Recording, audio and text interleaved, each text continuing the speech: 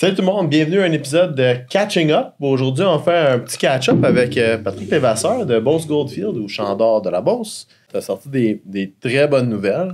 Bien, les dernières nouvelles qu'on avait annoncées, ça, c'est pas mal spectaculaire. Ben, c'est ça, ouais. C'est une vallée. Regardons ça. C'est une vallée comme faite en E, comme un cul-de-sac. Okay. Il y a un terme technique, en effet, ça s'appelle un Glacial Sig Valley. OK. C'est le nom géologique qui donne ça.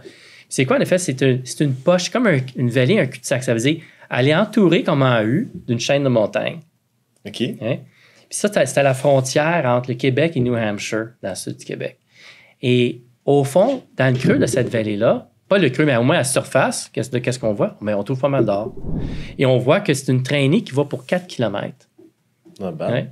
Et le premier indice à ça, c'est qu'au bout de cette traînée de 4 km, la Société géologique du Canada, dans les années 84, elle a fait 2 échantillons de qu'est-ce qu'on appelle? C'était d'un petit ruisseau. Ouais.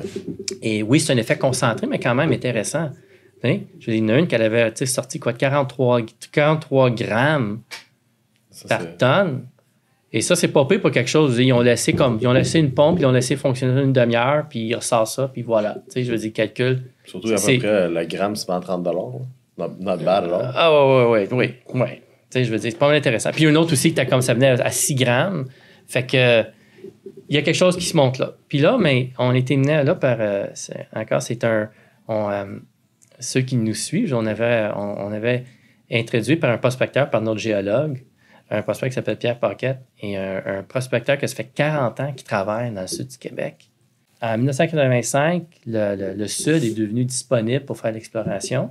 Ça veut dire qu'il y a eu une armée, en effet, de géologues, soit du gouvernement du Canada, par la Société géologique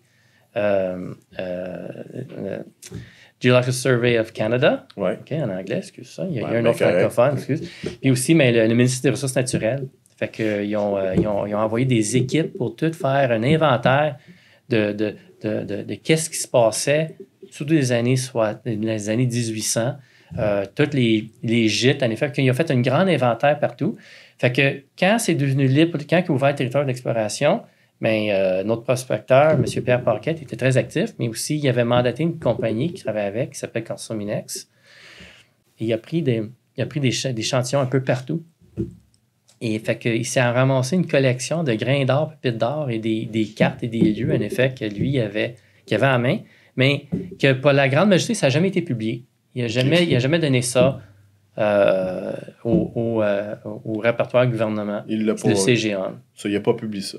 Il n'a pas publié ça, puis il y avait ça chez eux, puis là, mais le temps passe, puis quand il a vu que nous autres, on prenait un intérêt là-dedans, puis pas juste un intérêt, mais qu'on était actifs, fait qu'il voyait qu'on était peut-être du monde qui méritait, en effet, d'hériter ces belles données-là pour en faire de quoi? Pour donner de la valeur, au moins de continuer les beaux travaux que M. Paquette a fait. Le voilà. Et une des places qui nous a amenés, mais c'est ici. En effet, un place, c'est un peu, comme on dit, c'est un peu comme un Jurassic Lost World, là, que personne ne s'attend. Oh, ouais. Tu sais, ouais, un petit coin oublié, perdu, tu sais, je veux dire, taille de la couronne. Et voilà, tu sais, lui, il avait sorti, comme on dit, un paquet de beaux grains d'or. On est retourné, puis en effet, nous autres ici, on a recueilli des grains d'or. Fait qu'il y a un phénomène qui se passe là. Il y a peut-être au creux de ça, sous terre, il y a peut-être un dépôt qui peut être plus riche, qu'est-ce qu'on appelle un Paleoplacer Channel, ou un dépôt tertiaire, tertiary, on dit en anglais, tertiaire, qui peut être un peu, qui ressemble encore beaucoup à ce qu'on voit à Saint-Simon-les-Mines. Hein? Ça veut dire peut-être en dessous, le Tille glacier, il peut y avoir un dépôt important. C'est à vérifier. Mais c'est un phénomène intéressant parce que à cause que ça se trouve dans un cul-de-sac, il faut se demander, bon, l'or est rentré dans le cul-de-sac, elle est rentrée dans la vallée. Comment? Est-ce que l'or est venu de l'érosion des montagnes blanches, et l'érosion, ça est tombé en bas de la vallée, il y a eu une traînée par la suite? Ou on sait que les mouvements glaciers, en effet, ils ont tous venu du nord, puis ça allait vers le sud, avec certains degrés, mais plus ou moins, c'était ça la direction des glaciers. Puis un glacier, hein, c'est comme un grand bulldozer, hein, ça transporte tout. Exact. Et en plus, quand ça fond, mais ça coule des rivières, puis c'est un mouvement transporteur, en effet, d'or. Est-ce que les vallées est-ce que les glaciers transportent de l'or dans la vallée ou est-ce que l'or vient être érodé à partir des montagnes? Ou les deux. Hein? Fait que ça va être très intriguant de savoir ça.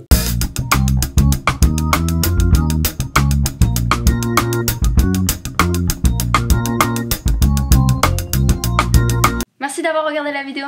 Likez, abonnez-vous, activez la petite cloche, commentez. Et il y a la dernière vidéo qui est juste là, donc cliquez là. Et merci d'avoir regardé. À la prochaine!